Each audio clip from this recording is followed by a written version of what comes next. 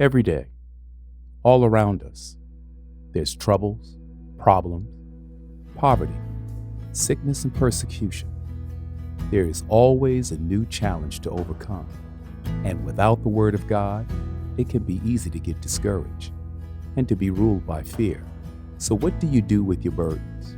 What can you do with those things, those issues that worry you?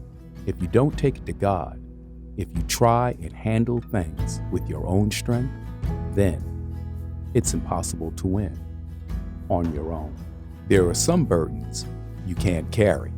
There are some problems you can't overcome on your own. So I encourage you to have faith in the Lord. Our faith is not in man. Our faith is not in the government or the ruling authorities. Our faith is not in anything that we can see in the world around us. Our faith is in God. See, God never changes. He keeps all His promises. He is the only one who will never let us down or disappoint us or abandon us, even on our darkest days, even when we're faced with hardships that seem unbearable. We can rest knowing that we are under His sovereign control.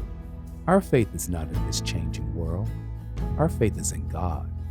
In the midst of all this turmoil, He is making all things work together for our good.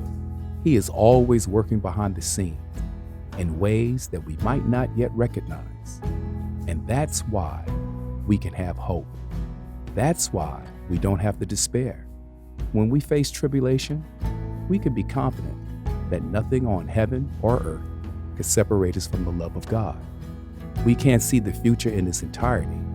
We can only see what's right ahead of us. But God sees it all. Past, present, and future are all in His hands. And so, when we surrender to God's plan for our lives, He gives us peace that passes understanding. He enables us to live victoriously in a world full of chaos and madness. So I encourage you to run to the Lord in prayer. Ask Him to stand with you, to stand by you. Trying to do things on your own will often leave you weak and weary. But as children of God, this is no time to be half-hearted with our prayer life, because the enemy is out there. Now, our strength as children of God is found in prayer, but we can't play with prayer. We can't neglect our prayer life.